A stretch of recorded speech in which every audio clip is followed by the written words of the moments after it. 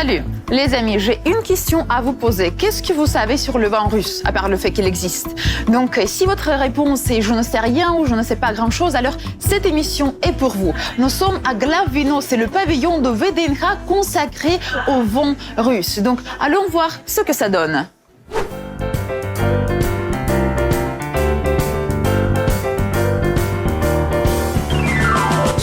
La naissance de la viticulture russe date de l'année 1613, lorsque le premier Romanov, le tsar Mikhail Fyodorovitch, accède au pouvoir. Au cours de la première année de son règne, il ordonne la création d'un jardin pour la cour du souverain à Astrakhan, où l'on commence à cultiver des fruits et des raisins pour les besoins de la suite royale. Pour lancer la viticulture en Russie, un jardinier allemand est invité en 1640. Son but est d'améliorer les méthodes d'entretien des raisins. Dans les années 1650, les premiers tonneaux à vin sont livrés à la cour royale. Par la suite, les volumes de production de vin ne cesseront de croître. Au XIXe siècle, le centre de la viticulture russe se déplace progressivement d'Astrakhan vers d'autres régions, vers le Don et le Caucase du Nord, la Crimée et la Bessarabie, territoire aujourd'hui partagé entre la Moldavie et l'Ukraine.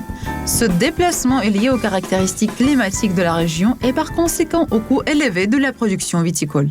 L'une des régions viticoles russes les plus célèbres de Russie est la Crimée. D'ailleurs, je vois Zolotaya Balka, donc allons demander ce qu'ils peuvent nous proposer.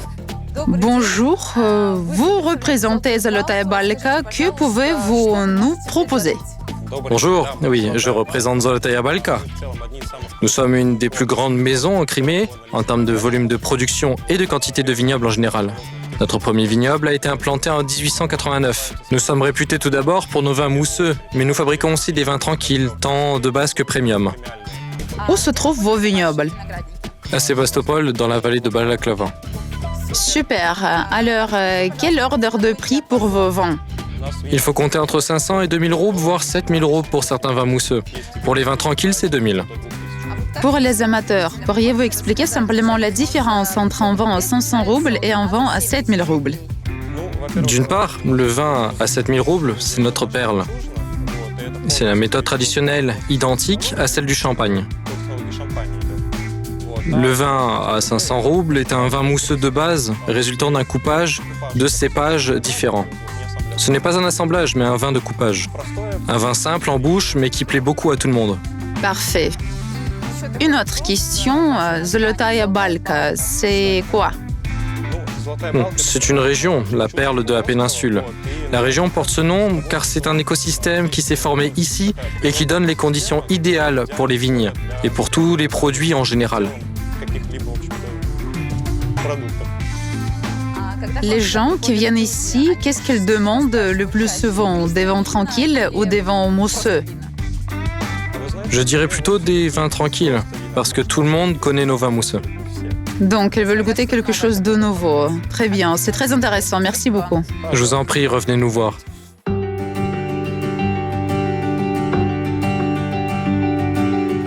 La Crimée est une région historiquement viticole dont l'histoire de la production du vin remonte à des milliers d'années. Quand j'ai visité la Crimée, j'ai réalisé à quel point la noblesse russe aimait le vin de production locale. Le réfrigérateur ne s'est invité qu'à la fin du 19e siècle, mais le champagne et le vin blanc doivent être servis bien frais. Et si le vin russe apparaît au XVIIe siècle, alors question, comment faisait-il? Je vous raconte tout. Afin d'avoir du champagne bien frais pour le déjeuner ou le dîner, les serfs russes allaient dans les grottes de Crimée où on trouvait, dans les profondeurs, des morceaux de glace.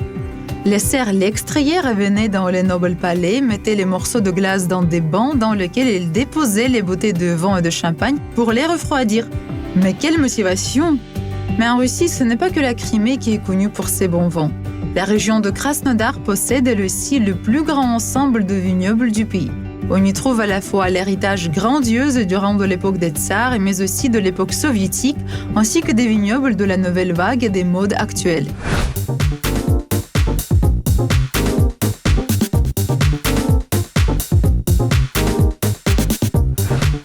Bonjour Irina, parlez-nous un peu de la maison que vous représentez. Bonjour, nous sommes le groupe Kuban Vino.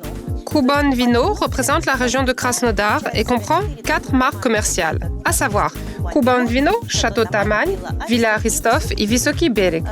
La différence est dans la situation géographique des vignobles. Soit c'est le district d'Anapa avec Villa Aristov et Vysoki Bereg, soit la stanitsa de Starotitarovska. Enfin, Château Taman dans la péninsule de Taman. Quelles boissons propose votre groupe? Je veux dire, ce sont surtout des vins, n'est-ce pas? Kuban Vino a une large gamme de vins, dont des vins tranquilles, des vins mousseux, des vins de réserve, de collection, mais aussi bien des vins jeunes, comme le Beaujolais nouveau, tranquilles et mousseux. Si l'on parle des vins blancs, c'est du Rkatsiteli. C'est un cépage autochtone qui a déjà su s'adapter à notre climat. Pour les vins rouges, c'est du Saperavi. Nous proposons également une gamme de vins mousseux. Pour quel ordre de prix? Nos vins sont bon marché par rapport à de nombreuses autres maisons. La bouteille coûte en moyenne 500 roubles, plus ou moins. Que pourriez-vous nous proposer pour une dégustation?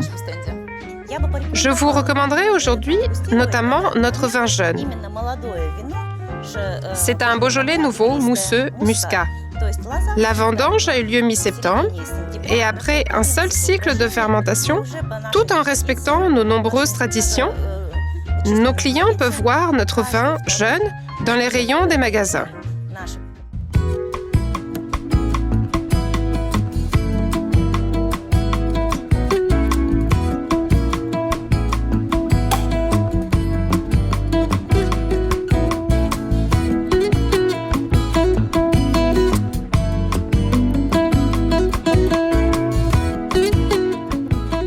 Pourquoi faut-il le remuer comme ça?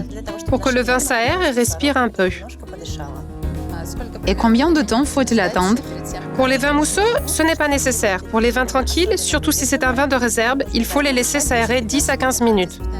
C'est-à-dire attendre 10 à 15 minutes avant de boire. C'est une véritable épreuve pour le dégustateur.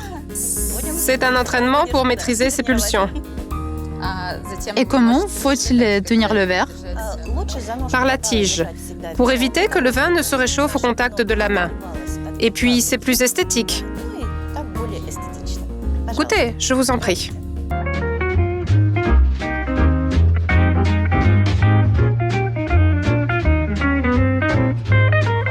Vous pouvez aussi sentir son bouquet et l'arôme du muscat, légèrement sucré, délicat et raffiné. C'est vrai, j'ai senti tout ce que vous avez dit.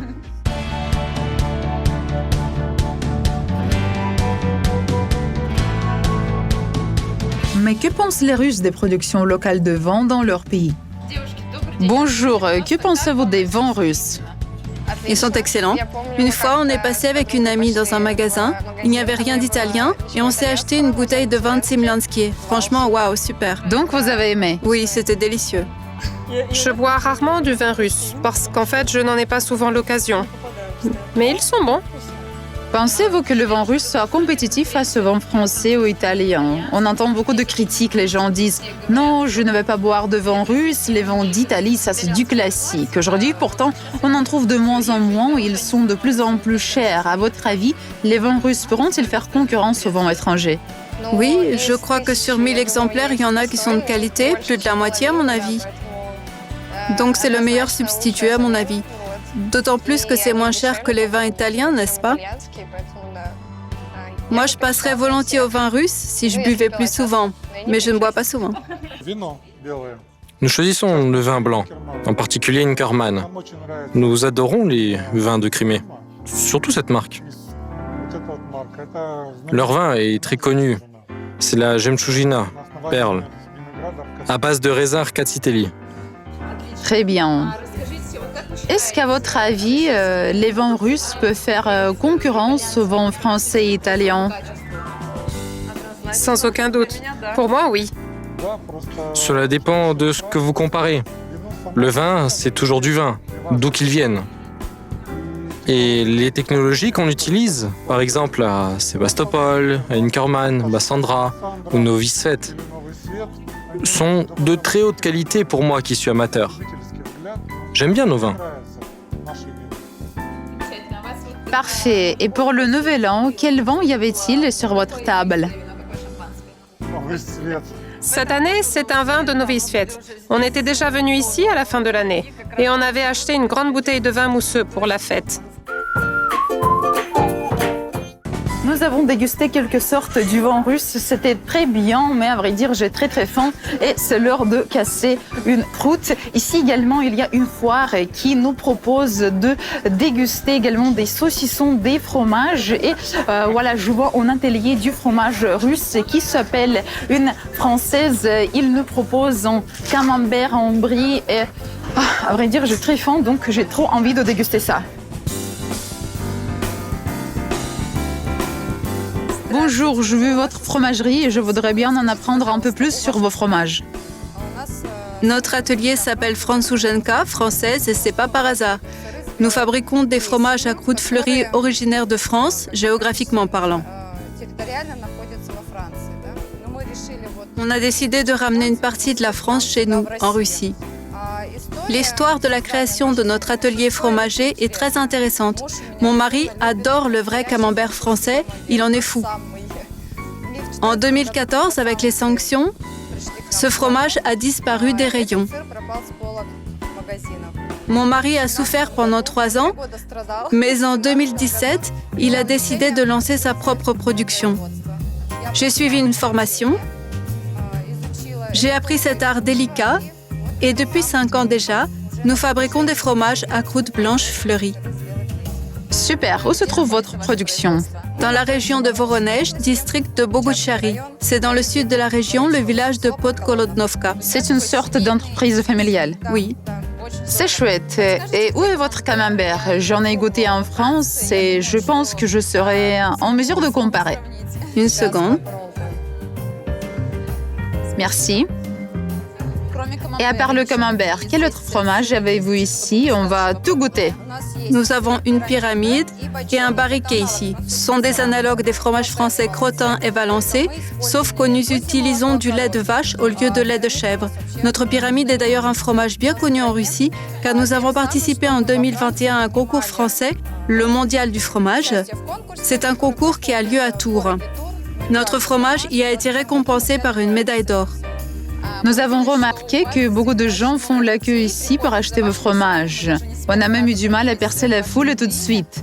Que pensent les visiteurs de vos fromages? Ils sont très contents de trouver même dans notre pays les fromages qu'ils avaient l'habitude d'acheter avant les sanctions. Ça veut dire que nous avons su retrouver le goût et l'arôme d'origine. Nous ne sommes peut-être pas encore tout à fait à la hauteur, mais tout de même, c'est très proche des fromages originaux. Vraiment super. On va goûter un peu de tout et on a déjà très faim.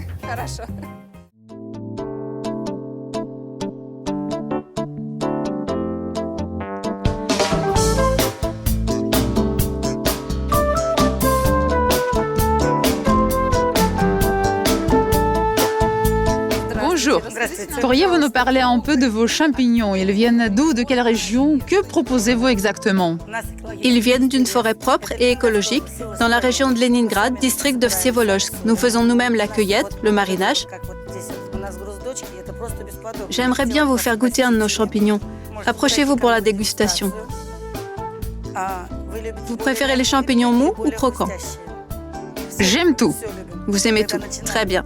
Commençons par ça. C'est un cèpe mariné au réfort et aux érelles rouges. Un peu de sel et c'est tout. Là, ce sont des lactaires. Les gens en achètent en général dans des bocaux comme ça.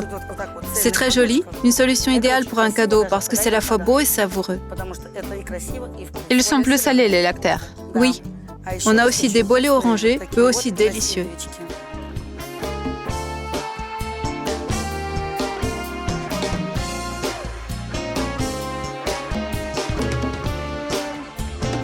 Super, ces champignons sont incroyablement bons. Alors ici, c'est un pavillon des vins. Est-ce que les champignons se marient bien avec les vins? Ça se voit plutôt rarement. Écoutez, tous les vins sont différents. Il y a des vins moelleux et délicats qui requièrent du chocolat. Mais si c'est un vin plus corsé, il exige vraiment un bon champignon. Surtout si c'est un bolet mou, le mariage est admirable. Les agarics, non, ça va pas aller. Mais les armillères, les cèpes, les bolets mous font une alliance extraordinaire. Les vins corsés, vous avez dit. Oui, un rouge corsé, quelque chose comme ça. Parce que les vins blancs conviennent mieux au chocolat, alors que les rouges, qui sont plus alcoolisés, requièrent plutôt ça. L'arrière-goût est très agréable et le mariage délicieux. À quelle saison nos téléspectateurs qui regarderont notre émission feraient mieux de venir en Russie pour cueillir des champignons? Nous commençons la cueillette début mai et terminons à la fin de l'automne. Très bien, merci beaucoup. Merci à vous, revenez nous voir. Bon, la journée était cool, je crois que je vais revenir ici et amener des amis. Petite recommandation, mieux vaut assister à ce genre d'événement après le travail plutôt qu'avant.